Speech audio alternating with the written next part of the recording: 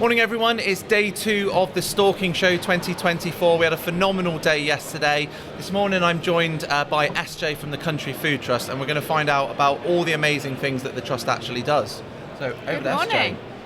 SJ. You just want to tell me a bit about the Trust? I think so, yeah. Well, unless you okay. want to start with, what do you do for the Trust, and then we'll talk about what the Trust does. What do I do for the Trust? I'm the Chief Exec. Right. Which means that I do rather a lot, from arranging for everything to be done to actually delivering food to food banks. Right. And also at Christmas collecting turkeys right up to Christmas Eve to make sure they're delivered to families so everybody can enjoy a nice Christmas. Last year we did 13 tonnes of turkey. Wow. I was going to say, because it's not a small charity really, is it, in terms of how much goes through? How many warehouses are there? Oh no, we use volunteers. Yeah. So we don't have any warehouses of our own.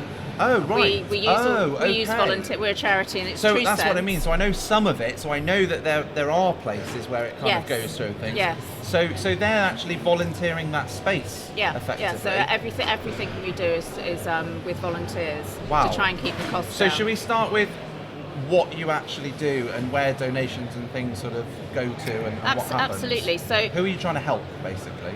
we're a food poverty charity. We focus on protein. Lots of food poverty charities focusing on recycling vegetables from supermarkets near their end of life, for example. We don't do any of that. We just focus on protein. It's the most expensive food group, yet it's the most important food group for human health. Right. And so it's therefore the first one that's dropped because it's so expensive when people hit food insecurity. So people go straight for the pasta and not for the venison. I wonder and why. not for the venison, yes. Oh, they right, can't okay, so that afford it. makes perfect sense as to why you're linked up with the Stalking Show and things like that now. Yeah, so we just focus on protein. We're meat priority. Yeah. We do a vegetarian dish. We thought it was important to make sure people with religious requirements and health requirements still had access to a good protein, so we do a lentil curry. But the rest of our meals are meat-based. Yeah. Fish doesn't really work with the way we make our meals. Right. It would disintegrate. And at the moment, we are doing venison bolognese, venison pasta bolognese. And Rachel is making in the doing kitchen some today. Yes, she today. said that this morning, actually. Yes, she's doing a dish with our venison bolognese. So Yeah. we've got 2 venison dishes on the go. We do a turkey casserole at Christmas because the feedback was phenomenal about all the turkey we were doing. Who doesn't love a turkey casserole? Absolutely. We do a pheasant curry, a pheasant casserole, and we are also doing a grouse curry at the moment. Right. Because it was Lovely. such a good season in Scotland. We're taking what the Michelin star restaurants said they'd had enough on their menu. They wanted to recycle their menus more often in Michelin star restaurants. So we've got Michelin star grade. So grouse. I was going to ask, where does the protein come from? And one of them is restaurants, obviously. No, not restaurants. It was they weren't buying it to go into the restaurant. Oh, I see. So we work So with it never made it to the restaurant. Never made it to the restaurant. So we work with the game dealers around the country, Right. and we also work with the estates. And silly question then. So is it almost as simple as we'll have what you're not selling and using? As it Not were, or- quite, because we're focusing upon these meats because we feel it's very important that when these meats are harvested, they go into the human food chain. Pheasant and partridge, for example. Oh, I forgot partridge. That was the other one, partridge. Pheasant and partridge, for example. Estates, when they're finished, I've been going to them at the beginning of seasons and saying, whatever the guns don't want, please can we have? Yeah. And the guns are paying for it to be processed for us. And that's sadly, fantastic. and it's a conversation I have far too often, people, the general public, they're not eating it. It's not because they can't buy it. Largely, it's they the route can't to buy markets and things Yeah, like that. It's so not on at the least supermarket it's shelf. not being wasted. I mean, I've not heard of it. I've not witnessed it, but I've heard stories that it goes to waste and things. This industry is full of stories. Yeah, There's loads a lot of stories, rumours. but it's nice that I stick to fact, I we might- go to the estates and say, can we have your birds that the guns don't want? So the shoots at the beginning of the season know what's happening to their birds, which is fantastic. And how many shoots are you in contact with? As many as I find out about. Hundreds? Oh, I'm not quite sure it'll be in the hundreds. Oh, right. But tens, I've no idea. Tens Okay. and tens. Some of them say, no, actually, we utilise it all, so we can't help you. Yeah. And often they give us a donation instead, which is very kind of them, a financial donation. And other estates go fantastic. I have people approach me that are starting up shoots, and they're saying, we're looking at our options but when we started up, and we heard about you, and I'm going, absolutely fantastic, we'd love them. And then as far as the venison space is concerned, and I'm sure you've done plenty of podcasts already yesterday about the cull requirement is 700,000. Yeah. 350,000 have been culled in the last year. Right. That means the cull requirement next year is going to be over 1 million. Yeah. Stalkers are very ethical. They won't stalk unless they know where it's going. Yeah. And we're trying to say we can take the lot. That's amazing, and at least you know where it'll end up. And can we talk about generally some of the situations that people might be in that really rely on the trust? I went to a food bank last week in Gloucestershire, and the only protein available was our venison bolognese, tinned sardines and baked beans. And that was a food bank that's open once a week, and so that was what people with families, some of the children were there, had to rely on for the entire week. And there's some people in some really, really dire situations at the moment. Oh yes. Bills go up, but income doesn't match it and things. So. We're seeing people with 2 incomes in a household having to go to food banks because they can't afford the food. That's not good. You know, food inflation has been huge, Yeah. and obviously the protein part of that, which is our focus, has been exponential, and people can't keep up, so they're having protein less and less. And I've got feedback from people saying, my doctor signed me off work. I went to the local food bank and I had some of your pheasant casserole in my delivery from the food bank. Yeah. And because I was able to have protein twice that week, my doctor said that was okay. I was able to go back to work. Wow. And so he was saying, just please carry on doing what you're doing, because I want to work, but if I'm not healthy enough, I'm not allowed to work. And by providing the protein free to the food banks, because everything we do is for customer facing is free. Yeah. I'm able to go back to work. So that's saving. That's bringing money into the local economy by that individual working, and it's saving NHS resource as well. Yeah. So the added value for what we're doing in the wider economy on a macro scale is exponential. Yeah. And obviously we're talking venison and game because we're here today, but you must then also have networks set up for regular chicken, beef, or the usual, or you not, think so? But the interesting thing about meat is that you can freeze it. Right. And so if the big game dealers and like Smithfield's markets, for example, all the butchers down there, if they haven't sold it that day, Just they can freeze it. Right. It's not perishable in the way that vegetables and fruits are.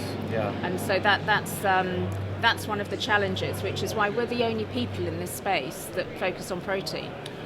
Silly question, slightly off-piste. All right, go on. What about things like rabbit? I almost said squirrel, but I'm going to assume squirrel will be off the menu. But what about things like rabbit and things like that? At Christmas, this is a personal story. At Christmas, I was making a game pie for my family on Boxing Day. Pheasant, fine. Partridge, fine. Couldn't get rabbit. My butcher couldn't get rabbit for love or money. He was mortified and so apologetic. But there's so many of them. I know loads of people. I know loads of people that would be queuing up to get rid of rabbits, and there's lots of golf courses and things. Yes, they're just not going through the channels that the butchers can get hold of it wholesale, because he was completely mortified he couldn't get any. Wow. Okay, all right, fair enough. The other problem with rabbit, just to continue that, it's quite a fragile structure, bone structure, and I haven't explained how we present our meals, but it would be very costly for us to extract the meat off of rabbit, because obviously we couldn't put the bone in that. Yeah. Yeah. So and meat to mass ratio, Yeah. Yeah, fair enough. That's Yeah, I mean, the only reason we're doing partridge at the moment, because we did stop doing partridge for a while, because again, it's very expensive, is because we're being donated so many. The shoots have been so generous. Right. And you don't want to waste it. We're not wasting valuable protein like that. So that's the kind of the meat donation. So then when a business or an individual donates financially, yes. Where do those funds, how do they get used? What does that go into? So not only do we need the meat, but we make the meat into meals. Yeah. And so there's a cost involved in that. And so what we do is we make ambient meals. They are cooked, the dish is cooked inside a specially made, custom made for us, retort pouch, and then the food is put inside it and pressure cooked. Yeah. And so it's a wet meal inside a pouch that has a shelf life for 12 months to manufacture and just can be stored in the cupboard. So I often say it's like a modern day tinning. Yeah. And so it's lightweight, easy to carry around, be fantastic for outward bounds. You can actually just rip open the pouch and eat it. Right. If you need to, or you can boil in the bags. I do that with pies. It's the same principle. Yeah. You can do it with boil in the bag scenario. Yeah. Microwave it, stick it on the hob, or utilise it for the base to add vegetables and make it into a bigger meal, so the protein spreads further. So it's quite adaptable. Yeah. So adaptable, in fact, that we've taken quite a few. I think we're up to about 51,000 venison pasta bolognese to Ukraine. Wow. So I was going to ask you if you know a number of perhaps how many people or meals you produce in, say, a year or any given time. Is that a number that you even can dream of, or? Well, we sort of think in tonnage. Right. Because I often think in tonnage. I'm sure you do. Breakfast, half a ton. Half a ton, yes. I mean, you're talking about 150 tons of meat a year, and that's that's the equivalent of if that's made into meals. You're talking about 1.5 million meals. Wow. Approximately. And that's a lot of people. That's a lot of people. Yeah. And that's children adults, senior citizens. We also donate raw meat to community kitchens that either have drop-in cafes. Yeah. And again, because protein's the most expensive thing, the budgets are shockingly low. Yeah, of course. And so they're thrilled when we donate. We either donate raw meat or catering-sized packs of our meals, depending on their kitchen facilities, their cooking facilities. And they also do things like senior citizens lunch clubs. They do single-parent clubs, after-school meals. Yeah. We're getting a lot of children eating pheasant goujons and loving it. And I mean, in my opinion, the more stews. kids that are eating game, the better. And educating them as well about what it is and where it's come from. That's what I'd like to see. Yes, I mean... in terms of the financial donations, you... I suppose you try and network wherever and with whoever you can. You just want the support, really. So I know about the trust because our business, my day job in recruitment, we supported the trust. That's how I knew about it. So I think what I'm going to say is that if you're not in the game world and you perhaps have a business and you want to get involved and support in any way, or you are part of a food business and you can help, then I'm going to put all the links in the description so you can get in touch. In our office, we did a number of things. I think we brought some food in. I think some financial donations were made and things. And it all helps, really. So that's where I heard about the warehouses and things. I just assumed that was yours. Well, the other thing we do is if people want to be corporate supporters, there's a financial donation to do that for a year. Yeah. And then we send pallets of food to their office, and they don't have to find where to go. We can say these food banks in your area. And I think someone came to our office to do a bit of a chat about the trust, but I think I was off that day, so I never. Okay. Whoever it was, I don't think I actually met them. which is why I'm like a little bit sort of sketchy Yeah. about it. I know some bits, but not too much. But you know, please, you know, from all of us, if you can sort of spare anything, or you have any connections, anything like that. I mean, any shoot that I go to now, I'm going to be all over it. Oh, thank you. And you know, thanks so much for coming on. It's a really worthwhile cause.